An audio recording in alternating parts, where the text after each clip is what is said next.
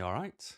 My name's Paul, got autism, and I make random videos based on my version of autism and stick them on YouTube just in case anyone wants to watch them. And this is the request bit of the channel. So I usually tell people if you email me at oldandautistic@gmail.com with a topic, give me a bit of a backstory on the topic. Don't just say a word because I've got no idea where to go with that. Then I'll try. It's good. It's good for me to have a bit of a collection of things to dip in and out of because I haven't got the best mind or memory in the world, and I don't know what people want to hear about. So, if you have got a topic, like I say, by all means, get in touch. I'm not a fancy pants person. It is me who reads my emails. You know what I mean? So, anyway, I get asked to do a lot of tests online, and I've got about 50 emails with all these different tests in, but they're all about the same sort of stuff. And I get it. Some people might be interested if I've got something else going on apart from the autism, because maybe the person who sent the email does. And maybe we just see if we connect on another level, which is it's always good to connect, isn't it? Humans aren't my biggest thing in the world, but I do enjoy the ones who are good. So it's nice to connect with them. So I thought I'd pick on the one that probably comes first in the alphabet for me, which is ADHD. So I thought I will just go to. I mean, the website I've picked is the one I picked with the autism assessment. Because I thought instead of going in and out of different websites, it'd make a bit more sense to just use the same website for all the different tests. So let me just put the bin lids on because I can't see nothing without them. So what they've got on clinicalpartners.co.uk is they've got online tests for autism, ADHD, anxiety, depression, bipolar, PTSD, and anorexia. And then it says see all tests. Is it just them again? Oh, they've got an OCD test, a binge eating test, stress test. They'll probably break the computer with that one. Um, and a couple of things. Orthorexia. I've never heard of that. So, but like, ADHD, anxiety, depression, stress. Maybe there was another one, maybe bipolar, unless I said that. But they're all ones that I keep getting asked to do. So let's get into them. So the first one, like I say, I'm going to do is the ADHD test. So let's get on with it. So what I'll do is I don't know how many questions there are. I just know that this website didn't want to create an account at the end of it. Which would have been very upsetting after going through a bucket load of questions. So this is only 12 questions. I'm going to answer the question. I'll read the question. I'll answer the question. I'll try and quickly think of an example just so it makes a bit more sense. And then I'll see where we end up. And, as always, let me know how you got on. All right, then. So, question 1. I find it difficult finishing a task or a project. So the options are never, rarely, sometimes, often, and very often. Okay. So I find it difficult finishing a task or a project very often. And the reason it's very often is if I think of work like this week that's just been, I had 2 fire risk assessments to write up. One of them was ridiculously simple and the other was ridiculously hard. Now, the hard one kept me mind engaged because it's like, oh, I've got to find an answer for this. I've got to dig this out. I've got to, make sure I word this right. It's got to make sense for someone who doesn't know what they're talking about as well, for some of the people it might go to.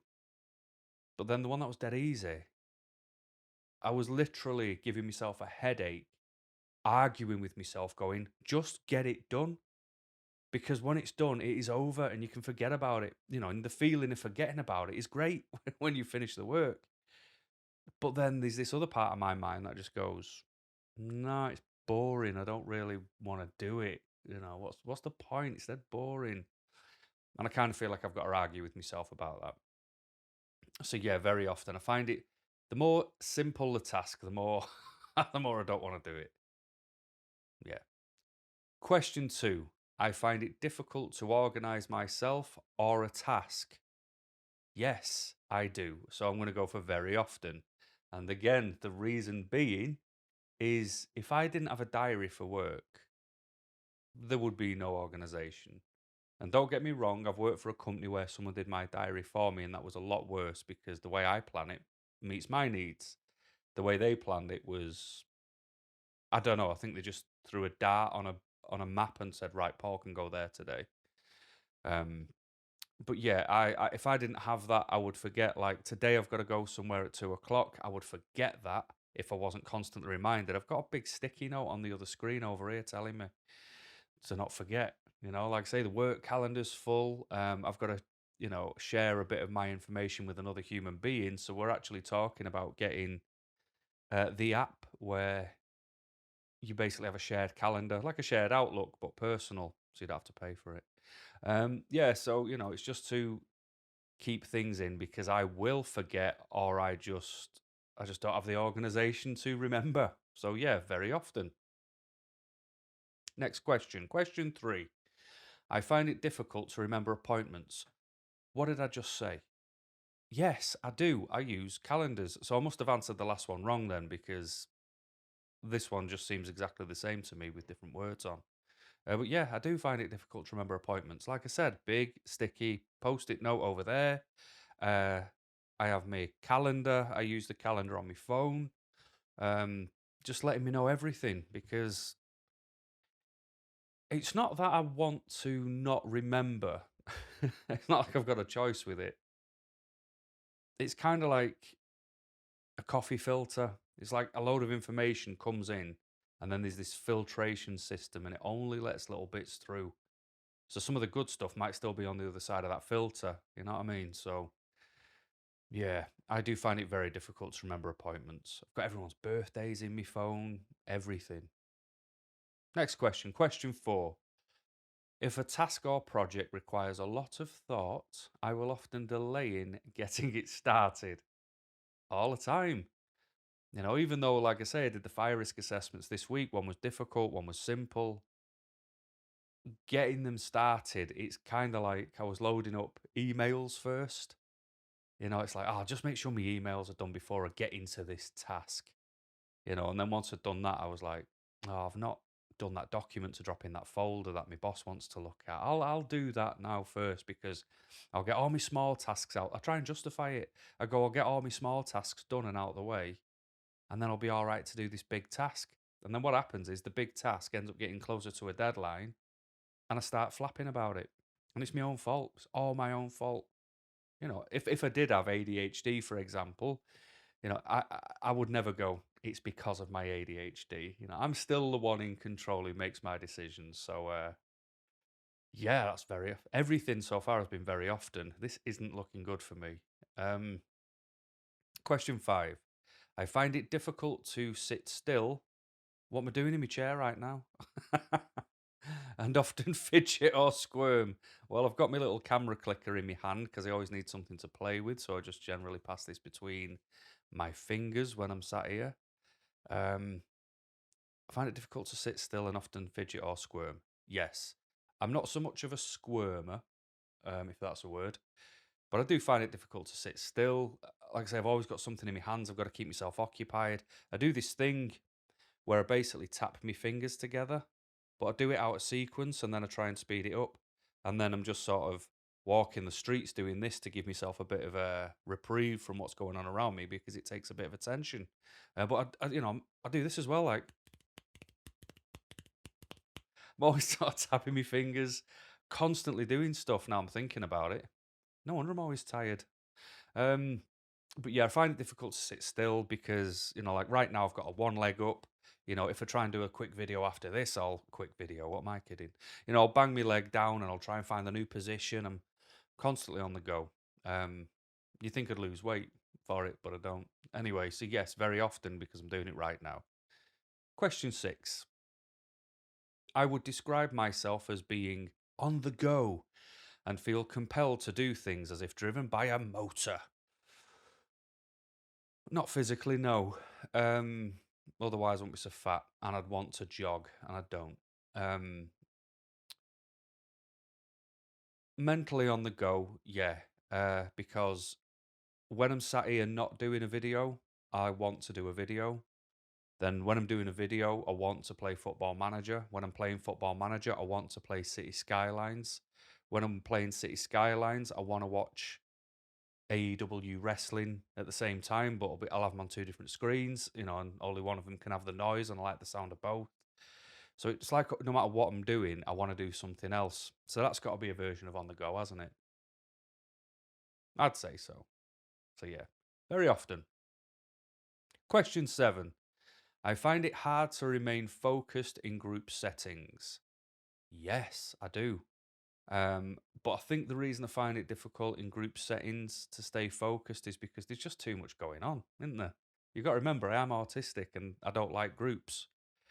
So whether that's linked to ADHD or autism, who knows? Maybe they've got a lot of similar shared traits, And if you ever watched my videos before, you'll know I'm not educated at all in autism. I'm just a dude who's got it. But yeah, most group settings now, thankfully, are over Teams on the computer, so I don't have to see people face to face. So if it gets a bit too much, I just pretend the signal drops out and then rejoin 5 minutes later and go, sorry about that, my internet went a bit funny. But yeah, I do find it difficult to remain focused because there's just too much going on, and I don't want to be the first person to speak up. I don't want to be the person leading the group. Yeah, very often, I don't like it at all. Question 8. My mind feels very cluttered and it is hard for me to concentrate on one thing at a time.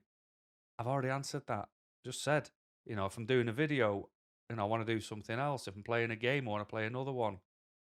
Yeah, all the time. Blimey, all the time. All the time. All the time. Question 9. I make decisions quickly and fail to think through the consequences. This will be the first question where the answer hasn't been very often. And the answer to that one is never. Absolutely not. My considerations are well thought through. They are never quick because I don't just think about it for what's happening. I think about it for absolutely everything. I think about it for future proofing on the decisions I make. I don't want it to just fix what's wrong. I don't want to I don't want to plug a hole. I want to repair the hole and make sure that the repair won't break. Never. Never. Never. Question 10. I am often irritable with a short fuse. Very often. Wow, that's personal. Yeah, all the time because, and I think it links back to that last question. I don't do things quick. What was the last question? I make decisions quickly and fails to think through the consequences. So I never do that. So then I'm often irritable with a short fuse. And it's because I think about absolutely everything to the nth degree. Other people don't. And then they're more bothered with you because you take too long or, oh, get over it. It's never going to happen. And then they make the decision. And what you knew was going to happen, but you then let it go, it happens. And then you're just losing your nuts going, I told you. And they go, yeah, I know, but come on, it's not a big deal, is it? It's like, look, it's not the fact that it's a big deal, it's the fact that it happened and it didn't need to. Come on. So, yeah, I'm often irritable with a short fuse because things can be avoided and they're not. And it happens all the time in the world. It happens every day with people's attitudes and ignorance. And, like people will drive up my backside in their car while I'm in my car. And I think, go round, slow down. You're not making me speed up. Or people who don't use their indicators. And I think you're driving a death machine. Chill. So I'm constantly irritated at other people's ignorance and short sightedness. Could go on about that all day. So, yes, I am very often irritable with a short fuse. Question 11. I have mood swings. Just said yes. This is like the same question 800 times. 11 times. I have mood swings, sometimes feeling quite high, other times low. Yeah, all the time. Funnily enough, one of the biggest changes in mood I ever felt was when I worked away once. And I walked through a door and I was feeling all right. I walked through this door, and like sometimes you open the door, and because there's, you're changing the air calculation in the areas, you get that gust of air come at you. It was kind of like I opened the door, the air hit me, and the air just stole my soul. And the mood went from up here straight down here. And it took about 4 days to get out of just through walking through the door. And that's about the only time I don't know why my mood changed instantly.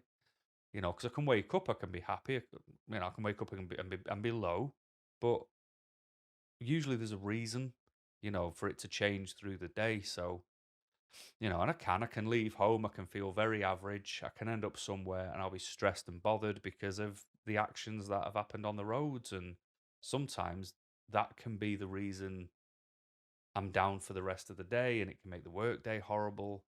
Um, but yeah, mood swings, of course. I think everyone has mood swings. I don't think that's a fair question, but very often, like I'm talking to you now and I'm all right, but come bedtime, I could be an entirely different person. And this should be the last question, question 12. I often miss what is being said to me in conversations, very often, because there's too much going on, but I think it's more linked with the autism. Let's say I'm talking to someone in the street. I've got to consider the sounds of the traffic, the people, feeling people standing a bit too close, the smells that are going on around, like people who smoke or strong perfume, suntan lotion, whatever it might be, and they're trying to throw a load of information at me. The hands are moving here, there, and everywhere. I've got to play the game where I've got to look at them in their eye. So by the end of whatever they're saying, I've got no idea what's been said, but I think that's more the autism than it is for something like ADHD. But it still happens very often because there's going to be a lot of crossover traits, isn't there? So very often. That's the last question answered. And the results are bam, bam, bam. These results indicate that you are likely to be suffering with ADHD. So what I've got now is a chart, and like I say, if you go on this website, you'll see the chart when you do your own. So you have low to medium probability, which is 0 to 28 in score. Then there's high probability, which is 29 to 48 in score, and I scored 44. So I have high probability of having ADHD. What should I do now? Always, we recommend people who have obviously go and see someone who knows the stuff. Obviously, just because that says there's a high probability and I'm 4 off top score, I'm getting on the leaderboard. I'm not going to say I've got ADHD. If anyone's seen my videos, I don't do self-diagnosed. I'd have to do mountainous research to get to the point where there was unequivocal evidence, and at that point, I would go and see the doctor. And the thing is it beneficial for me at the minute to go? It was necessary that I went to the doctor for the mental assessment of, figuring out what was up originally with the autism.